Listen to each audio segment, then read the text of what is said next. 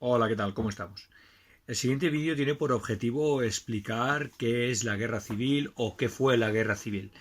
Se va a intentar explicar lo mejor posible, pero siempre con un toque de humor. ¿Y por qué? El objetivo no es faltarle a nadie, ni mucho menos faltarle a la historia, ni a aquella gente que fue una víctima, tanto de un lado como del otro. Lo que se pretende es al revés, es, mediante toques de humor, de una forma muy seria, eso sí, poder explicar qué es lo que ocurrió digamos, desde el 31 hasta pasado el 39. Una visión muy general, pero sobre todo que sirva para que los alumnos aprendan, pero que aprendan y, por qué no, con un poco de humor, sabiendo que el tema fue importante, muy importante, pero que precisamente como fue importante, a veces con una sonrisa lo que se pretende es que aquellas heridas que se crearon se puedan cerrar definitivamente. Con lo cual os animo a que veáis este vídeo. Muchas gracias.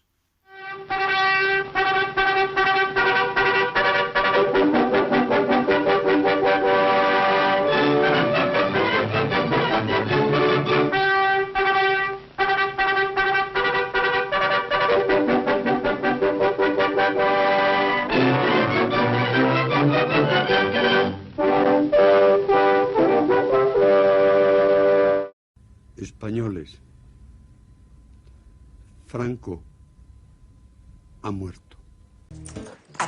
Sí, rebobina, que aún no toca. Vamos a ver desde el principio qué es lo que pasó, qué es esto de la guerra civil. Vamos, rebobina. Venga, va.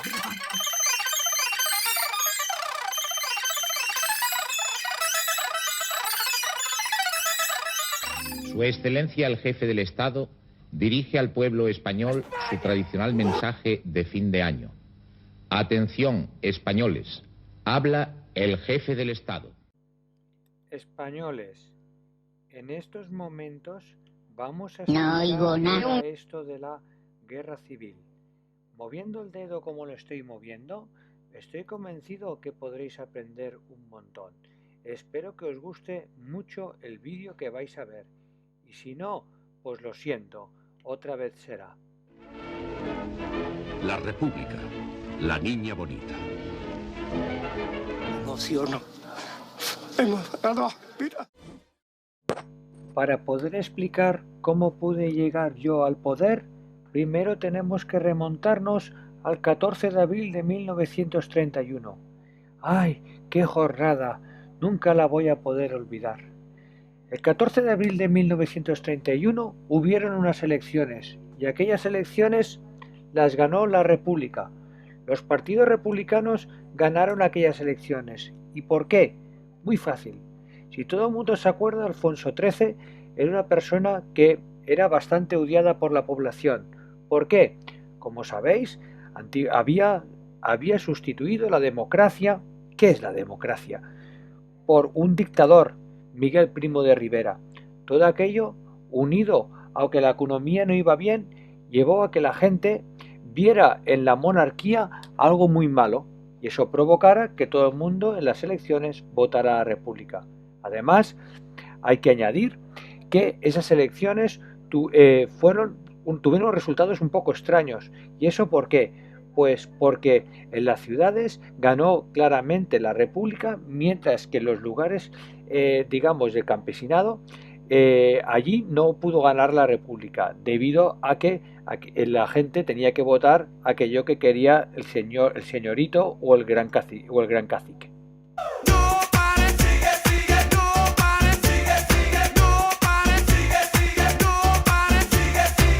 No paro.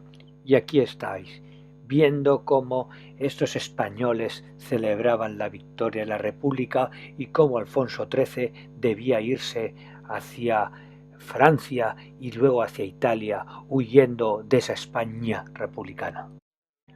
Y así fue como nuestra España se convirtió de un día al otro, pasando de ser monárquica a ser republicana, y la gente celebrándolo. Primero fue en Eibar, donde se declaró la República, y posteriormente fue en la plaza del Ayuntamiento de Barcelona, donde Lluís Companys, o más conocido como Lluís Companys, dijo que Cataluña también sería una república, y fue posteriormente que Francesc Macià indicó que Cataluña sería republicana, y que sería una república dentro de la República Ibérica Española.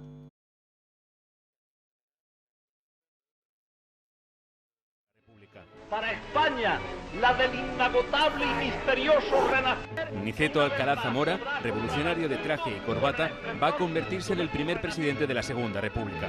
Pero antes de que el monarca abdique, Francesc Macià proclama la República en Barcelona.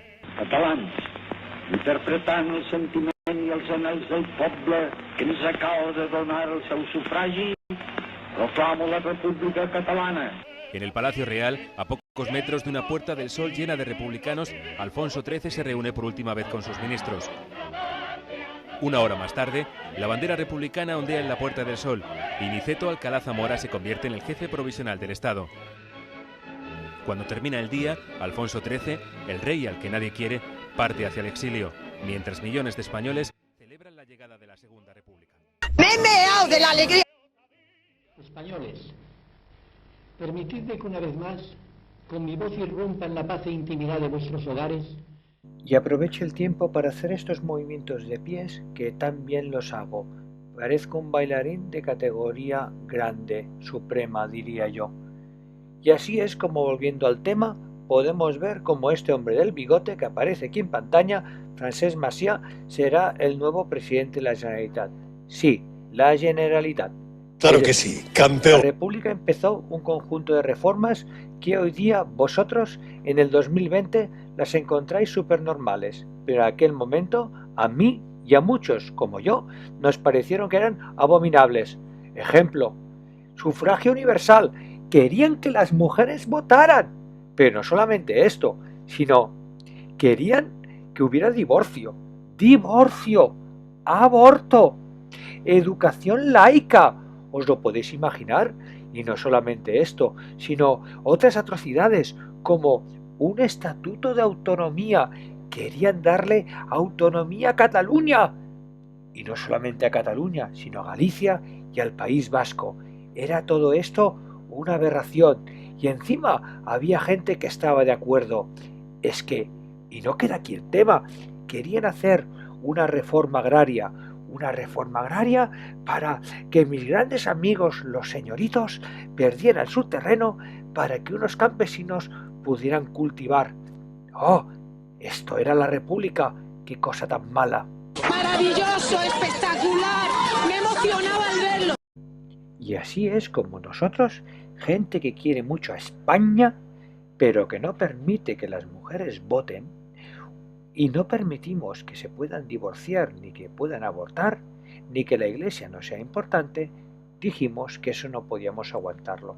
Pero expliquemos qué fue esto de la República. El gobierno provisional, consciente de las expectativas creadas por el cambio de régimen, anuncia enseguida que se propone transformar el Estado para hacerlo más moderno, laico y democrático. ¡No es posible! El presidente ¡No Alcalá es Zamora posible! hace ante las cámaras su diagnóstico. La crisis de España no es política, no es siquiera de régimen, es histórica con toda su trascendental amplitud.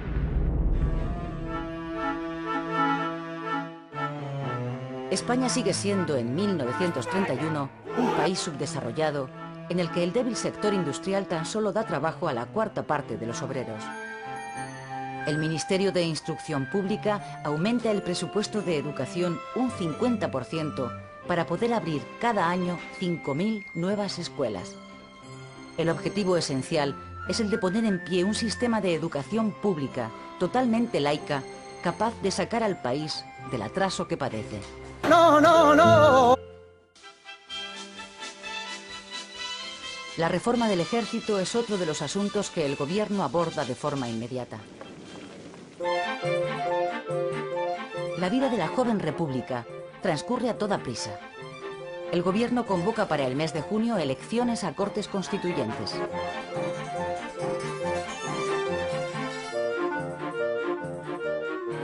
El país se llena de mítines a los que por primera vez los españoles acuden en masa. Se presentan a estas elecciones partidos de todas las tendencias, desde monárquicos a comunistas. Los partidos de la coalición republicano-socialista que formaron el gobierno provisional salen vencedores. El más votado es el Partido Socialista, seguido por el Partido Radical, ahora centrista, de Alejandro Lerroux. La derecha queda reducida a una minoría. En diciembre de 1931, después de 6 meses de tensos debates, las Cortes aprueban sin consenso la Constitución de la República.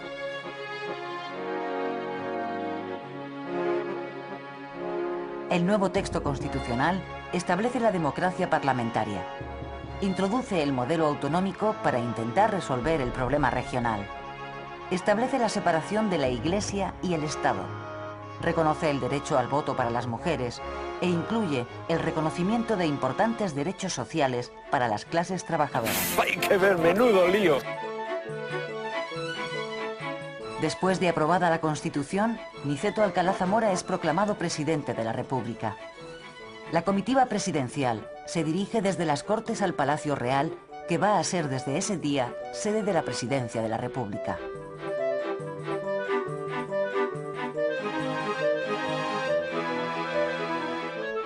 Como presidente del gobierno es designado Manuel Azaña. El único documento sonoro que nos ha quedado de la voz de Azaña son las palabras de bienvenida al presidente del gobierno francés. Habiendo encontrado el señor Herriot en su doble representación personal y oficial, por parte del gobierno francés y del pueblo español, la más cordial acogida y los sentimientos fraternales y pacíficos que han de unir de aquí en adelante a la República Española y a la República Francesa.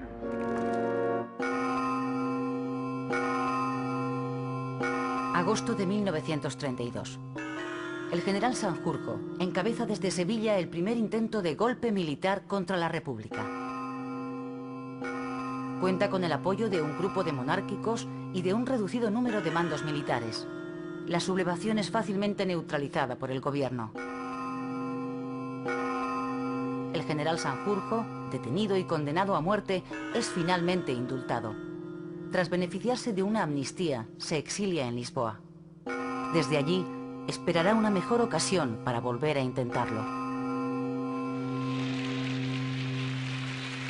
El éxito del gobierno frente a los golpistas le sirve a Azaña para sacar adelante 2 proyectos que permanecían atascados en el Congreso: el Estatuto Catalán y la reforma agraria. Se va a ver un follón que no sabe ni dónde se ha metido. En este momento hay en España casi 2 millones de campesinos sin tierra, braceros eventuales que pasan gran parte del año en paro y que malviven con míseros jornales. El objetivo de la reforma agraria es que los jornaleros sin tierra acaben convirtiéndose en propietarios.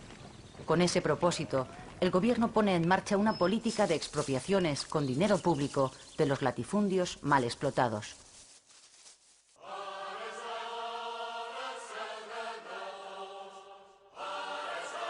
Septiembre de 1932. Miles de personas se echan a la calle en Barcelona para recibir a Azaña. Azaña va a hacer la entrega oficial al pueblo catalán del Estatuto de Cataluña, que las Cortes españolas acaban de aprobar. Los estatutos del País Vasco y Galicia están todavía en fase de discusión. Sé que esto da bastante miedo, me incluyo. El Estatuto proclama a Cataluña región autónoma dentro del Estado español. El apoteósico recibimiento que los catalanes hacen a Azaña es una prueba de agradecimiento por su empeño en sacar adelante este estatuto.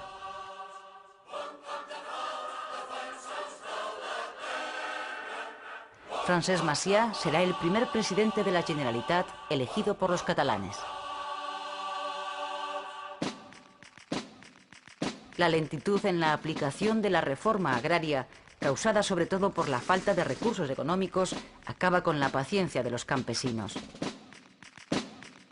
Las ocupaciones de fincas y los levantamientos anarquistas se multiplican. En enero de 1933, la FAI hace un llamamiento a la insurrección general. Como en otros lugares, en Casas Viejas, un pueblo de la provincia de Cádiz, un grupo de braceros anarquistas declara el comunismo libertario y se subleva.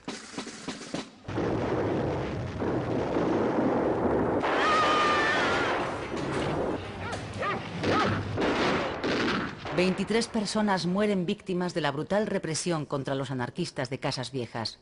La tragedia sobrecoge a la opinión pública. La derecha culpa al propio Azaña de lo ocurrido e intenta derribarle en el Parlamento. Estáis enfermos. Dentro del socialismo comienza a extenderse la idea de que hay que abandonar el gobierno de coalición con los republicanos para no compartir responsabilidades con la burguesía reformista. Lo sucedido en Casas Viejas supone un golpe político mortal para el gabinete de Azaña, que acabará dimitiendo en septiembre de 1933. Se convocan nuevas elecciones para noviembre. Esta es la primera vez que en España votan las mujeres en unas elecciones generales. ¡Ole tú! ¡Ole tú! La asistencia femenina a las urnas es masiva. Las elecciones incluyen otra novedad. Las derechas se presentan por primera vez unidas en una coalición de partidos llamada CEDA, Confederación Española de Derechas Autónomas. Su líder es José María Gil Robles y sus principios: religión, familia, orden y prosperidad. El resultado de las elecciones de noviembre da un vuelco total a la situación. La derecha triunfa, aunque no alcanza la mayoría. El partido radical de Lerroux, de centro, se fortalece. Los republicanos de izquierda sufren un batacazo y los socialistas pierden la mitad de los escaños que habían logrado en los comicios de 1931. El encargado por el presidente de la República para formar gobierno es el centrista Alejandro Lerroux.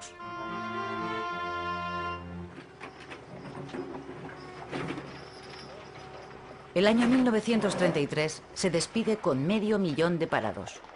Con este importante aumento del desempleo, España empieza a padecer los efectos de la crisis económica internacional iniciada en el año 1929.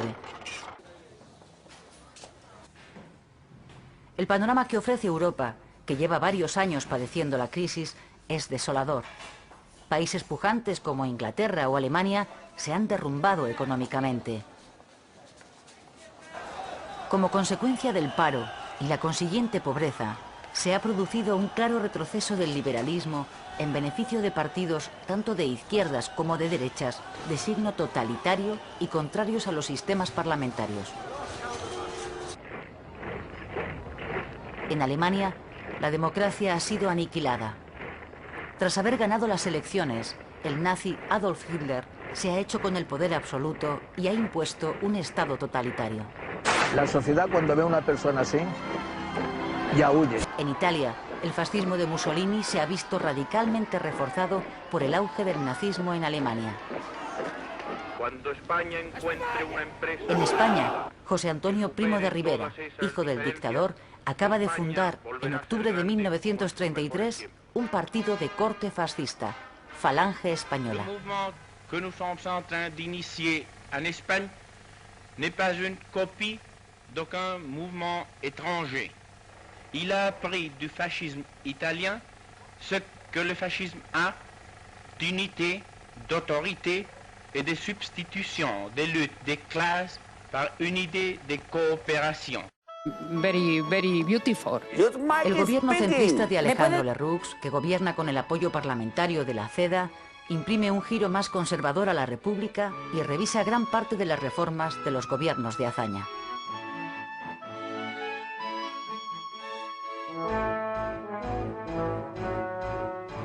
En la oposición, los socialistas, desencantados por el alto precio pagado por su participación en el gobierno que les ha llevado a la derrota electoral, se radicalizan. Los llamados bolcheviques se hacen con el control, tanto del partido como del sindicato. Encabezados por Largo Caballero, comienzan a preparar poco después de las elecciones una huelga general revolucionaria como paso previo para implantar en España un Estado socialista. Amenazan con llevar a cabo su plan revolucionario si la CEDA entra en el gobierno.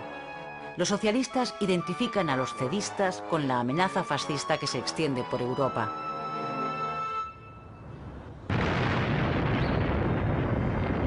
El mundo a veces da señales de haberse vuelto loco. Asturias, 5 de octubre de 1934. La insurrección obrera que los socialistas han estado preparando se pone en marcha en la cuenca minera. La víspera, el jefe de gobierno había anunciado la entrada en el gabinete de 3 ministros de la seda. ¡No disparéis, hermanos! ¡No disparéis! ¡Viva la revolución! ¡Abajo el capitalismo! ¡Soldados, no disparen! Los revolucionarios asturianos asaltan los cuarteles de la Guardia Civil, del Ejército y de las fábricas de armas. Después de hacerse con la cuenca minera, toman Oviedo. Asturias es el único lugar donde las izquierdas, incluidos los anarquistas y los comunistas, se han unido para una sublevación que allí de momento ha triunfado. ¿Ya?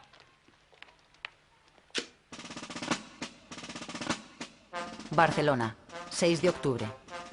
Lluís Companys, nuevo presidente de la Generalitat, rompe con el gobierno central y proclama el Estado catalán dentro de la República Federal Española. Madre mía, cómo está la vida. La insurrección catalana, que no cuenta con el respaldo de los anarquistas, es aplastada después de 10 horas de lucha por el ejército. Se producen 46 muertos. El gobierno republicano suspende temporalmente el estatuto y encarcela a su presidente.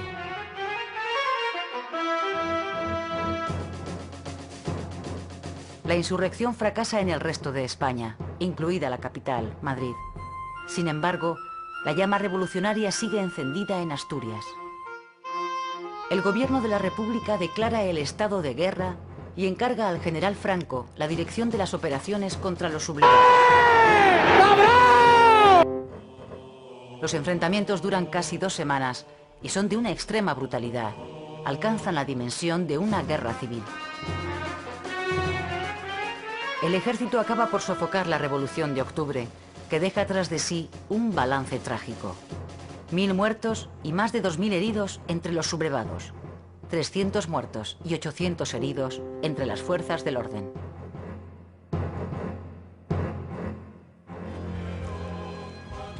Cerca de 30.000 personas son encarceladas, entre ellas los dirigentes del PSOE y la UGT. La represión que sigue a la derrota de los revolucionarios encona aún más los ánimos. La Revolución de Asturias es el preludio de la Guerra Civil Española.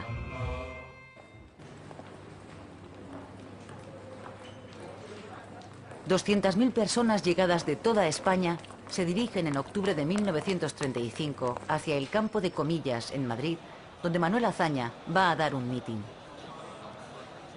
Ha pasado un año desde la Revolución de Octubre y los partidos de izquierda comienzan a recuperarse.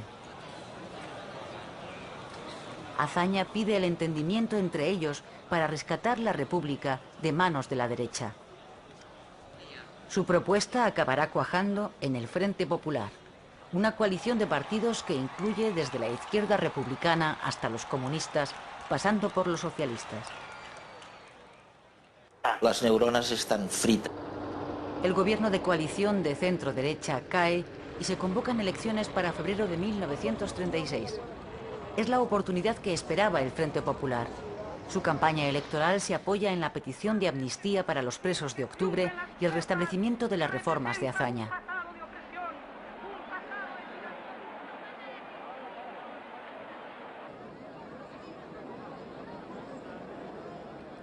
El interés que han despertado entre los españoles estas elecciones se refleja en el alto índice de participación, cerca del 73%. En esta ocasión, incluso los anarquistas acuden a votar.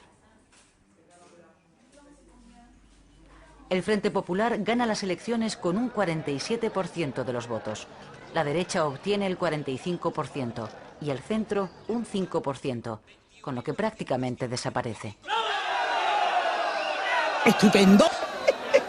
¡Es que me El mapa desorino! político queda así dibujado en 2 grandes bloques enfrentados, uno a la derecha y otro a la izquierda.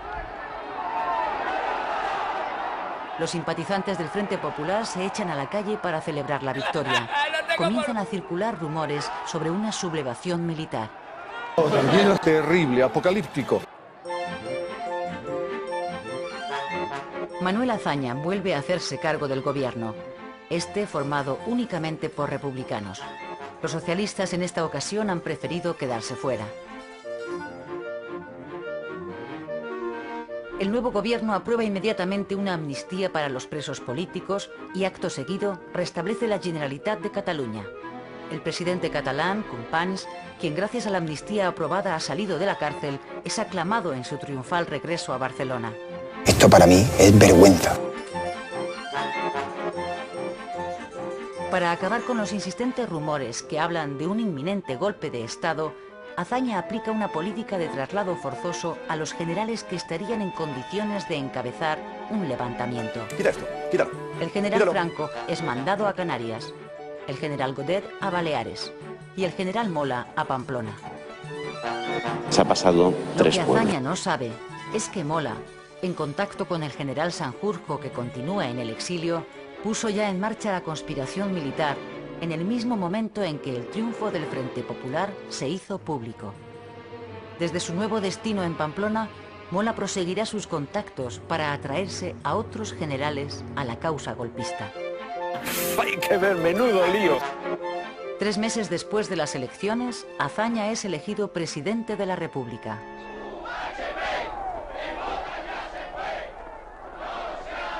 A partir de las elecciones, la radicalización de la política es cada vez más clara. Las organizaciones juveniles de los partidos que no dejan de crecer se militarizan. No, jijiji, jajaja. Estas imágenes corresponden a la manifestación del 1 de mayo, organizada por los socialistas en defensa de la unidad del proletariado. Participan en el desfile las juventudes socialistas, que acaban de fusionarse con las comunistas. No, por Dios. Estas otras imágenes corresponden a un entrenamiento paramilitar de las juventudes de Falange Española. El partido que dirige José Antonio Primo de Rivera, que apenas consiguió 50.000 votos en las elecciones, está creciendo ahora como la espuma. Las juventudes de la CEDA se pasan en masa al partido fascista. No lo entiendo. En la primavera de 1936, el clima de violencia es ya general en toda España. No entiendo nada. Más de 200 personas mueren en enfrentamientos políticos en los 3 meses que siguen a las elecciones. En la derecha y en la izquierda, las juventudes de los partidos ya solo creen en las armas para solventar sus diferencias políticas. Estáis enfermos. Oye, nena, ¿qué? ¿Quieres decirle algo a los niños del mundo? Bueno, no, pero ¿qué les digo? Lo que quieras. Si fuera improvisado, jiji, se cree que somos tontos. Quiero que papá siga explicando cómo llegó a ser el caudillo de toda España y a ver si estos alumnos de la ESO aprenden un poco. Espero que os guste. Oh, mira, la que tengo ahí tan simpática es mi madre.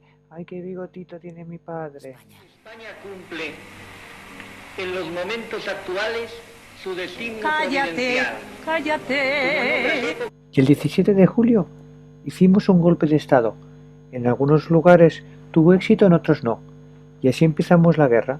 El 18 yo, que estaba tranquilamente en África, cogí un avión y crucé llegando a España, llegando a la península. Y allí empezamos la guerra. Entre las tropas donde había ganado el alzamiento y donde había fracasado. Y así fue como yo inicié un golpe militar que estaba coordinado por el general Mola, que le llamaríamos el director. La idea en principio era que nuestro jefe fuera el general Sanjurjo, pero luego, después de su muerte, esto no pudo ser. Cogió un avión allí en Portugal y chof, no levantó. Con lo cual se montó una junta de defensa nacional. De allí habían otros generales como Cabanellas, Godet, Queipo de Llano. Bueno, éramos unos cuantos. A mí mi mejor colega era Millán Astray. Sí, era aquel que era manco, era tuerto y era cojo, porque le habían disparado. Era el que llevaba la legión.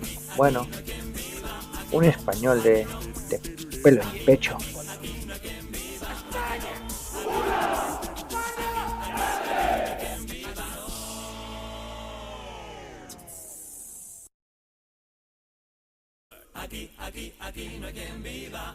Y tal como podéis ver, os he puesto aquí un vídeo de cómo iba evolucionando la guerra cada día. ¿Veis? Yo que ser franco, qué chiste tan fácil, jiji. Veréis que me gusta mucho esto de poneros vídeos.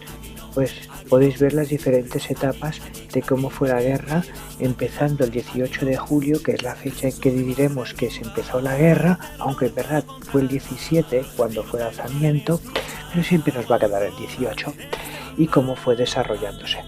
Si os dais cuenta, al principio entramos por el sur, pero no tenemos éxito mucho por el sur, y sí que la tenemos más en la zona de Castilla-León, Galicia, una parte de Pamplona, de Navarra, etcétera, donde siempre la gente había sido, digamos que un poco más de derechas, de hecho. Y luego fuimos ampliando el territorio, conquistando toda la parte norte y más zonas de Andalucía, pudiendo unir toda la parte que va del sur al norte, entrando por Extremadura. Eso allí ya nos dio mucha ventaja. Nosotros seguíamos atacando Madrid, nos queríamos que Madrid cayera y así acabar con la guerra, pero yo me di cuenta que si la guerra duraba un poco más no pasaba nada, ya que era la mejor forma de hacer un poco de limpieza de enemigos de la patria.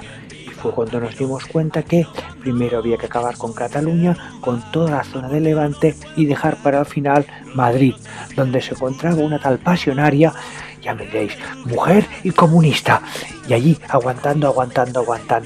Pero bueno, al final, en abril del 39, tal como podéis ver en el vídeo, al final acabó cayendo Madrid y toda España fue toda como tenía que ser, franquista.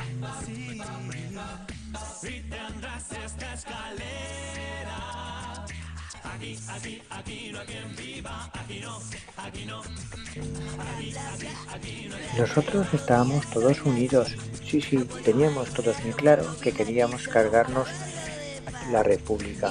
Había monárquicos, habían falangistas, había de todo, todos en contra de la República. Por el contrario, en el bando republicano esto no funcionaba así. Había los socialistas, los marxistas, los anarquistas, todo un poco lío y no había quien se pudiera entender. Encima nosotros tuvimos la gran suerte de que Mussolini y Hitler nos ayudaron, con lo cual, pues bien, la verdad que teníamos cartas muy buenas. El bando republicano era otra cosa. Primero que internacionalmente no nos quisieron ayudar. Los únicos que ayudaron, y un poco, fueron la URSS, a cambio de que se llevaron el oro de España. Y luego hubieron unas brigadas internacionales que también quisieron ayudar a los republicanos. Hubieron grandes personas que hablaron a favor de la República, como Hemingway, Einstein y George Orwell. Pero ya me diréis, nosotros contábamos con Unamuno, aunque luego se nos volvió rana con aquello de venceréis pero no convenceréis. Ay, pobre chico. Felicidades. De corazón. Los republicanos encima tenían a Lorca. Bueno, Lorca, que duró poco, porque se lo encontraron muerto en una cuneta. Claro, como se ve que era un poco sarasa, nosotros estas cosas ya sabéis que no las llevábamos muy bien. Bueno, y así fue como empezó esta guerra. Los republicanos muy divididos y que intentaron colectivizar todas las tierras y de las fábricas y crearon unas milicias populares. Y luego crearon el ejército popular, que intentaban con ello poder ganarnos a nosotros. Pero ¿qué iban a hacer? Pobre gente, si no estaban ni bien preparados. Y encima, lo que aún era peor, entre ellos no se ayudaban. Imaginaros, iban a la guerra y entre ellos estaban peleándose y era imposible que nos pudieran ganar. Nos está engañando, que no nos engañe, que nos diga la verdad.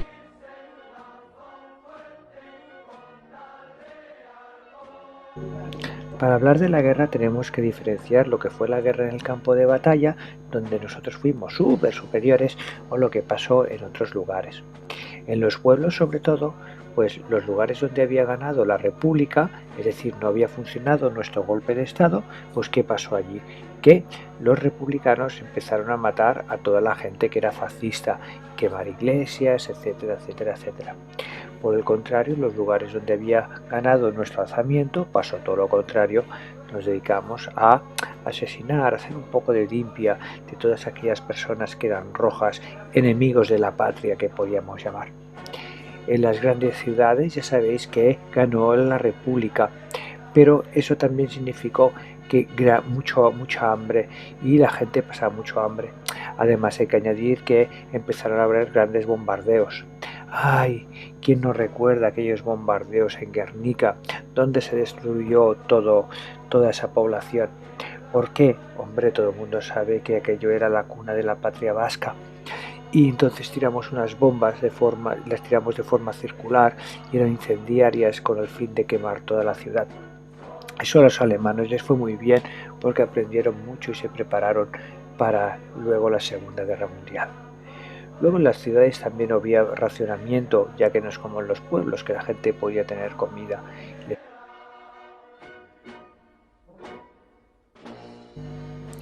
Tenemos que explicar que la gente no es que luchara por sus ideales, sino que en las zonas donde había ganado la República, tú, aunque pudieras ser muy fascista, te tocaba luchar a favor de la República.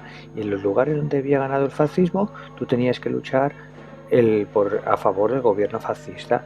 Es decir, en tu pueblo, mira, el alzamiento ha tenido éxito, pues venga, tú a favor del alzamiento.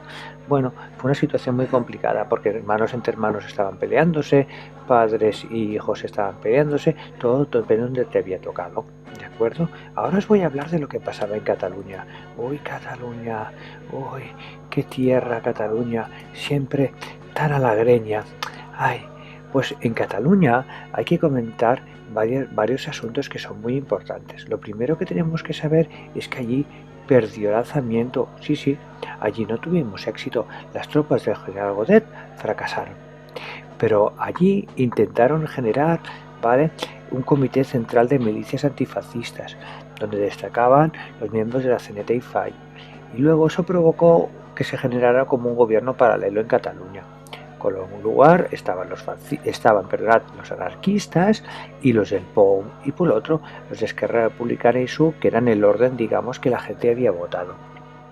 Entonces, eso llevó muchos problemas, hasta el punto que en mayo de 1937 hubo un enfrentamiento entre las tropas del orden, digamos, que la gente los había votado, Esquerra Republicana y el SUC, contra CNT, FAI y el POUM, Partido Obrero Unificado Marxista. Pues el resultado final fue que se legalizó el POUM y los anarquistas dejaron de tener tanta importancia. Pero tú imagínate los republicanos tan divididos que cuando iban a luchar nunca sabías por dónde te iban a ir los tiros. Si eras de la CNT tenías que vigilar que no te disparara otro que no lo era. Era todo bastante complicado. ¿Vale? De ahí fue que nacieran personajes que se hicieron famosos, como era Durruti, ¿vale? Que fue un personaje muy muy importante. Así fue como nosotros nos dedicamos a lo nuestro, que era bombardear. Sí, nosotros éramos así. Entonces, bombardeamos bastante bien Barcelona. De hecho, luego, posteriormente, la ciudad de Londres tomará nota de cómo Barcelona podía aguantar. De la misma forma que hicimos esto, hay que tener en cuenta que los catalanes se fueron, sobre todo, a luchar en el frente a Aragón. Fue muy importante la batalla de Belchite, que de hecho la dejamos un poco muy parecida a la ciudad esta, que ahora no me sale el nombre, Guernica, y luego también conquistamos Teruel. ¿Por qué? Porque nuestra idea era llegar a la playa, no para bañarnos, no, sino era para aislar a Cataluña. Y así fue cuando llegamos. Muy bien, Sabio, muy bien. Luego también hay que comentar que a partir de allí solo nos quedaba una gran batalla, fue la gran batalla del Ebro. Esa batalla empezó en julio del 38 y acabó en noviembre del 38 y finalmente ganamos. A partir de aquí ya decidimos entrar en Barcelona. Pero dije, ¿qué día podíamos entrar? Y decidí entrar un 26 de enero. ¿Por qué un 26 de enero? Porque un 26 de enero fue cuando empezó la guerra del Segadors. ¡Ay! Esos separatas. Entonces nos pareció que no hay cosa que haga más daño que entrar en una fecha que sea importante para los que opinan diferente a nosotros. Ese es el motivo por el cual entramos en Cataluña esa fecha y cómo finalmente ganamos. ¿Y cómo entramos? ¡Guau! ¡Qué ilusión les hizo a los catalanes que entráramos! Aquí os dejaré también unos vídeos para que lo veáis. Fue una entrada espectacular. Me lo estoy pasando muy bien, fíjese.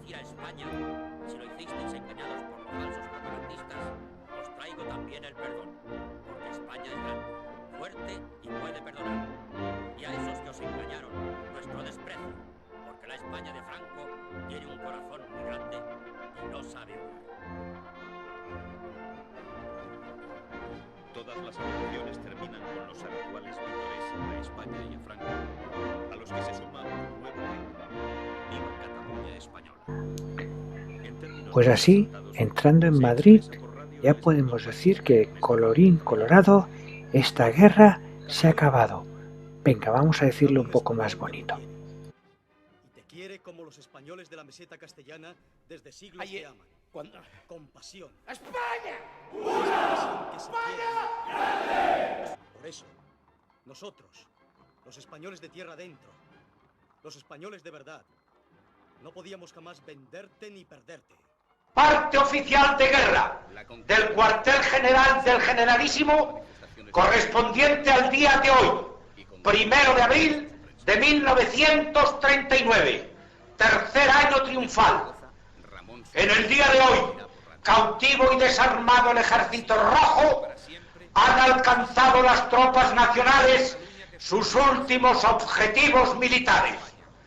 La guerra ha terminado. Burgos, 1 de abril de 1939, año de la victoria. El Generalísimo Franco. En la Plaza de Cataluña.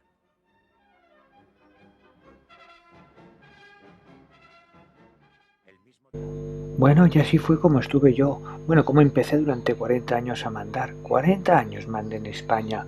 Bueno, durante ese tiempo corté alguna cabeza que otra. Sí, también construí pantanos. Mucha gente tuvo que irse de España, se tuvo que ir exiliada. Unos volvieron y otros nunca volvieron. Y bueno, espero que les haya gustado la clase. Y aquí estoy, ¿de acuerdo? Sí, porque en el fondo nunca me he ido del todo. ¡Hostia! ¡Se ha matado Paco! Sé que esto da bastante miedo. ¿Pero qué les digo? Lo que quieras.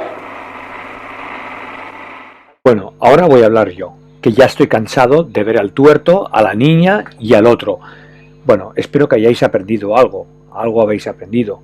Primero, la Segunda República. ¿Por qué fracasó la Segunda República? ¿Por qué Franco hizo la guerra o ayudó en la guerra y cómo es que la ganaron? Espero que hayáis aprendido algo, ¿de acuerdo? Y lo más importante, que tenéis que aprender de la guerra civil, que a palos no se consigue nada, ¿de acuerdo? ¡Viva, pero vosotros! Me quieren como un padre. Te digo más, me quieren estos y los otros, los rojos. Y me quiere todo el mundo. Me quieren hasta los catalanes.